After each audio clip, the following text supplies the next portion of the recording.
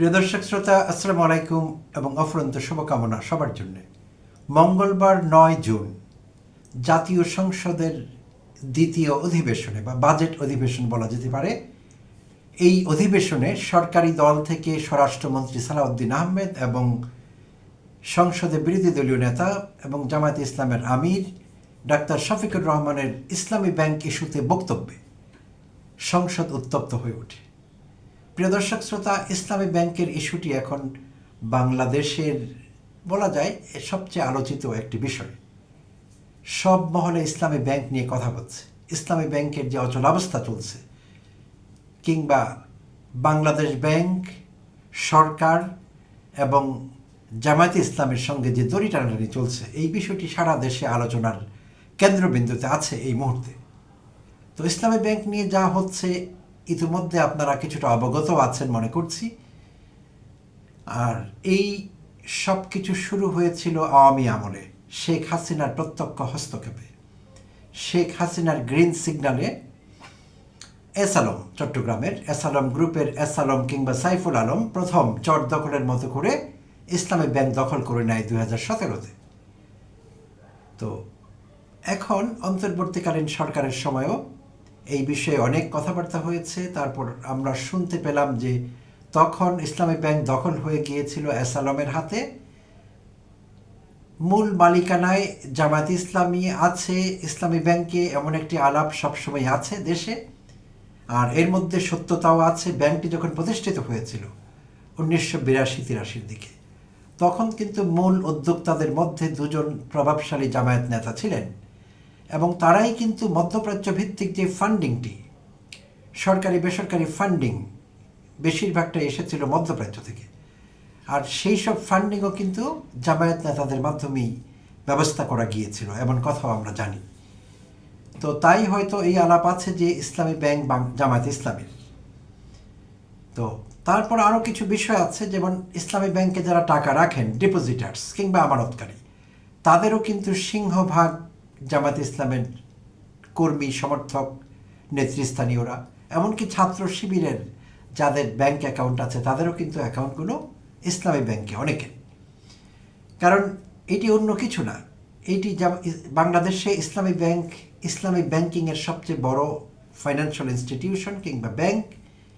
এই আস্থার কারণে ধর্মবিশ্বাসী মানুষের, এবং বিশেষভাবে যেহেতু এই ব্যাংকটির প্রতিষ্ঠাকালীন সময়ে জামায়াত ইসলাম অগ্রণী ভূমিকা পালন করেছে, তাই জামায়াত সংশ্লিষ্টরা, জামায়াত এবং শিবির, এবং আরও বেশি করে বলতে গেলে জেনারেলি যদি বলতে যাই, ধর্মপরায়ণ মানুষদের আস্থা কিন্তু ইসলামী ব্যাংকের উপরে। যতগুলো ব্যাংক আছে বাংলাদেশে যারা ইসলামী ব্যাংকিং করে, তো এর মধ্যে সবচেয়ে পুরনো এবং অন্যতম প্রধান, সব কিছুতে ব্যাংকিং অ্যাক্টিভিটিস থেকে শুরু করে পরিচালনা, এটি একটি রোবাস্ট ব্যাংক বলা যেতে পারে, শক্তিশালী সব দিক থেকে, সব প্যারামিটারে। তো এই ব্যাংকের উপর আস্থা সবারই, এর মধ্যে জামায়াত এবং শিবিরের লোকেরা তো আছেই। তো এই কথা বলা হচ্ছিল যে এস আলম, শেখ হাসিনা এরা মিলে যখন জামায়াত ইসলামটি দখল করে নিল, এই ইসলামী ব্যাংকটি, অন্তর্বর্তীকালীন সরকারের সময় আবার জামায়াত সেই ব্যাংকের পুনর্দখল পেয়েছে, এমন একটি আলাপ কিন্তু আছে। তো এরই মধ্যে বিএনপি আবার হয়তো চিন্তা করলো যে একবার ইসলামী ব্যাংক দখল হলো, হাসিনা করালেন দখল অন্তর্বর্তীকালীন সরকারের সহযোগিতায়, যদিও সেটি একটি কথিত দাবি। অন্তর্বর্তীকালীন সরকারের সহযোগিতায় এই ব্যাংক জামাত ইসলাম আবার পুনর্দখল করলো বা তাদের মালিকানা তারা ফিরিয়ে নিল, আমরা এবার আবার দখল করব, এমন একটি বিষয় মধ্যে চলছিল। বিএনপির মনে কি আছে তারাই হয়তো জানে, কিন্তু তাদের অ্যাক্টিভিটিস ইসলামী ব্যাংককে কেন্দ্র করে আমরা যা দেখছি সরকার গঠনের পর থেকে ভালো দেখছি না। একেবারে সুস্পষ্টভাবে বোঝা যাচ্ছে তারা এখন হাসিনার জায়গায় আছে। হাসিনা যে জায়গায় ছিলেন, তবে হাসিনা যেভাবে নির্লজ্জভাবে ডিজিএফআই এর সহযোগিতা নিয়ে এস আলম যেভাবে ব্যাংক দখল করেছিলেন, সেভাবে হয়তো তারা করেনি, কিন্তু তারা ব্যাংকের পুরো বিষয়টি তাদের আয়ত্তে আনতে চাইছে। তো সেদিক থেকে এই বিষয়ে সফল হবার জন্য যা যা করা দরকার সবই কিন্তু করছে সরকার। চেয়ারম্যানকে সরিয়ে দিয়ে এমন একজনকে চেয়ারম্যান বানানো হলো যিনি বিতর্কিত, নানাভাবে তার বিষয়ে বিতর্ক আছে। এই লোকটিকে চেয়ারম্যান বানানো হয়েছে এখন, এবং সম্প্রতি এই চেয়ারম্যান এমডি বদলের পর যখন সচেতন গ্রাহক ইসলামী ব্যাংকের সেই ব্যানারে যখন প্রতিবাদ সমাবেশ চলছে প্রতিদিনই, আজও হয়েছে, তখন এক পর্যায়ে বাংলাদেশ ব্যাংকের প্রতিনিধি বললেন যে যদি এমন হয় যে গ্রাহকরা ক্ষুব্ধ হয়, বিষয়টি বিতর্কিত হয়, তাহলে হয়তো বাংলাদেশ ব্যাংক পুনর্বিবেচনা করবে চেয়ারম্যান বিষয়টি। তো এরই মধ্যে যখন এই দড়ি টানাটানি চলছে এবং গত 4-5 দিনে আরেকটি গুরুত্বপূর্ণ তথ্য, প্রিয় দর্শক শ্রোতা, নিশ্চয়ই আপনারাও নোটিস করেছেন, গত 4-5 দিনে ভীতিকরভাবে ইসলামী ব্যাংকের গ্রাহকরা তাদের আমানত তুলে নিচ্ছে। কয়েক হাজার কোটি টাকা গ্রাহকরা তুলে নিয়েছে। কারণ গ্রাহকদের মধ্যে একটি ভয় তৈরি হয়েছে যে যদি বিএনপি আওয়ামী লীগের মতো করে ইসলামী ব্যাংক নিয়ে নেয়, দখল করে নেয়, তখন আমাদের আমানত হয়তো খোয়া যাবে। সেই ভয় থেকে হাজার হাজার গ্রাহক তাদের আমানত তুলে ফেলছেন, এমনকি অনেকে হিসেব বন্ধ করে দিয়েছেন ইসলামী ব্যাংকে। ভয়ঙ্কর একটি পরিস্থিতি, একটি সিনারিও। সবচাইতে রোবাস্ট যেই ব্যাংকটি, সেই ব্যাংকের গ্রাহকরা অ্যাকাউন্ট বন্ধ করে দিচ্ছেন, সেই ব্যাংকের গ্রাহকরা তাদের টাকা তুলে নিচ্ছেন।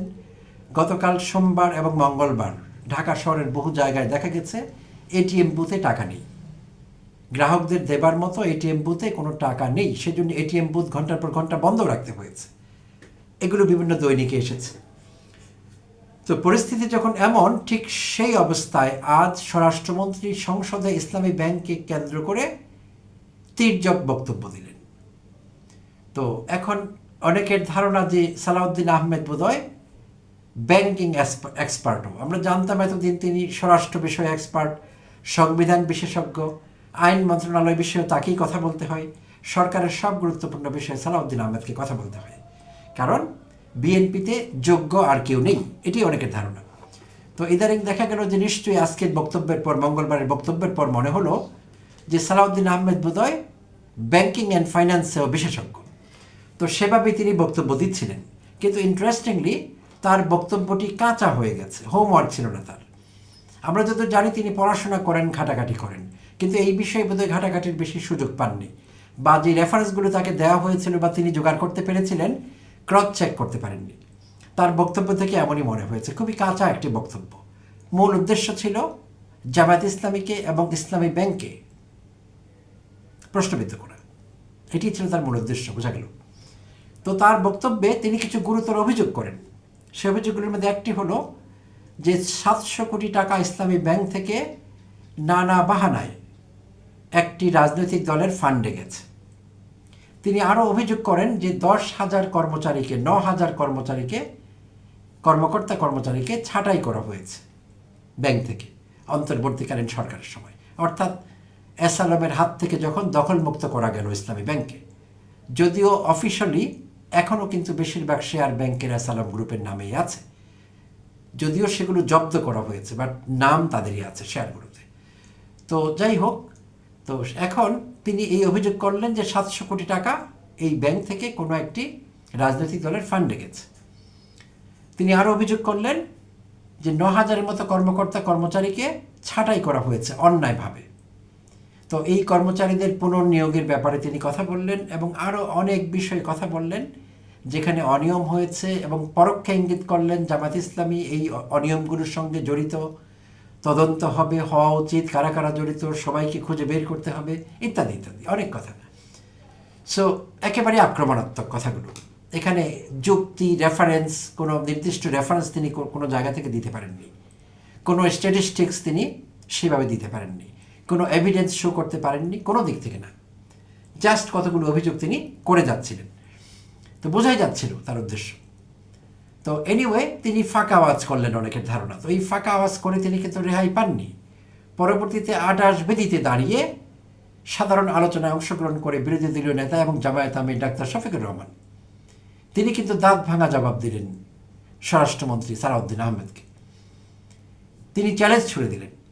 তিনি দাবি করলেন যে স্বরাষ্ট্রমন্ত্রী যদি 700 কোটি টাকা কোনো রাজনৈতিক দলের ফান্ডে ঢুকে গেছে, এই বিষয়ে তিনি যদি জামায়াতের দিকে ইঙ্গিত করে থাকেন, তাহলে আমি চ্যালেঞ্জ নিচ্ছি, এই চ্যালেঞ্জ আমি গ্রহণ করলাম। তিনি যদি সেটি প্রমাণ করতে পারেন তাহলে আমি নিজে তাকে একটি মেডেল দেব। প্রিয় দর্শক শ্রোতা, এটি বুঝতে আমাদের বাকি থাকে না। অন্য কোনো রাজনৈতিক দলের 700 কোটি টাকা এই ইসলামী ব্যাংক থেকে নেবার কোনো সুযোগ নেই। তাই সালাউদ্দিন আহমেদ জামাত ইসলামের দিকে ইঙ্গিত করছিলেন, আর আমির সেটি প্রত্যাখ্যান করলেন এবং তাকে চ্যালেঞ্জ করলেন যে তাকে মেডেল দেবেন। এবং তিনি বললেন, কে কার নাতি, কার ছেলে, কার সন্তান, এসব বিবেচনা করবার কোনো দরকার নেই। কেউ যদি ইসলামী ব্যাংকে কোনো রকম অনিয়ম করে থাকে, দুর্নীতি করে থাকে, অর্থ আত্মসাৎ করে থাকে, ফান্ড ট্রান্সফার করে থাকে, যত রকমের অনিয়ম বিশৃঙ্খলা কারো দ্বারা যদি করে থাকে, এমনকি আমি ডাক্তার শফিকুর রহমানও যদি এগুলোর সঙ্গে জড়িত হয়ে থাকি, তাহলে আমার বিচার হোক, বিষয়গুলোর তদন্ত হোক। সোজা সাপটা তিনি সবগুলো বিষয় কাভার করে চ্যালেঞ্জ ছুড়ে দিলেন, বড় ধরনের চ্যালেঞ্জ সালাউদ্দিন আহমেদের দিকে।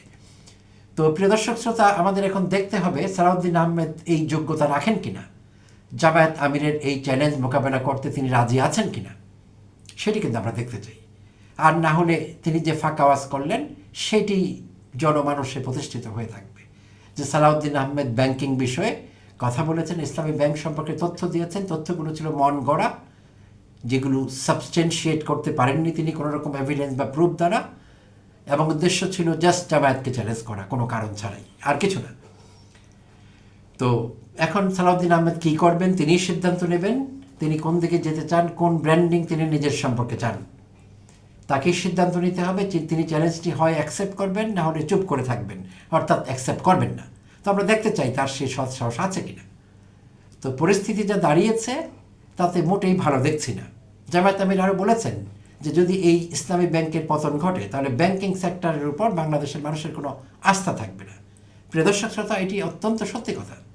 সবচেয়ে রোবাস্ট একটি ব্যাংকের যদি এইভাবে পতন ঘটে, এইভাবে হাত বদল হয় মালিকানা থেকে সব কিছু, ডিরেক্টরশিপ, শেয়ার হোল্ডার, তো এমনকি সালাউদ্দিন আহমেদ বলেছেন যে শেয়ার হোল্ডারদের ব্যাপারেও পরে ভাবা যাবে কারা কারা শেয়ার হোল্ডার। একটি গুরুত্বপূর্ণ বিষয় যেটি বলছিলাম, বেশিরভাগ শেয়ার অ্যাসালামের নামে চলে গিয়েছিল, 82% শেয়ার অ্যাসালাম গ্রুপ নিয়ে নিয়েছিল জবরদখল করে।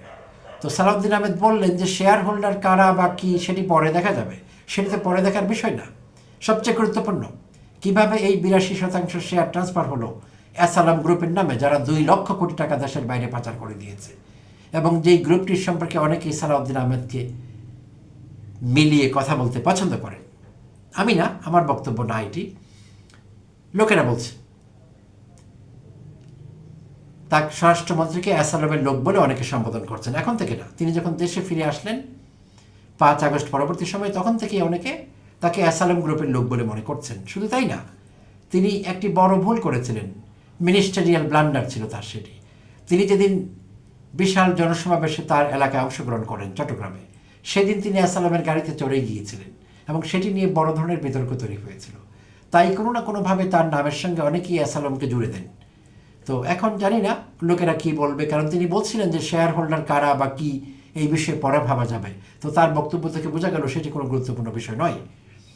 তো যাই হোক, তো মূল যে বিষয়টি এখন যে জায়গায় এসে আমরা দাঁড়িয়েছি, ইসলামী ব্যাংক এখন যে অবস্থায় দাঁড়িয়েছে, গ্রাহকরা অনড়। যদিও সালাউদ্দিন আহমেদ বলেছেন যে গ্রাহকের ছদ্মবেশে তারা বিশৃঙ্খলা সৃষ্টি করাচ্ছে।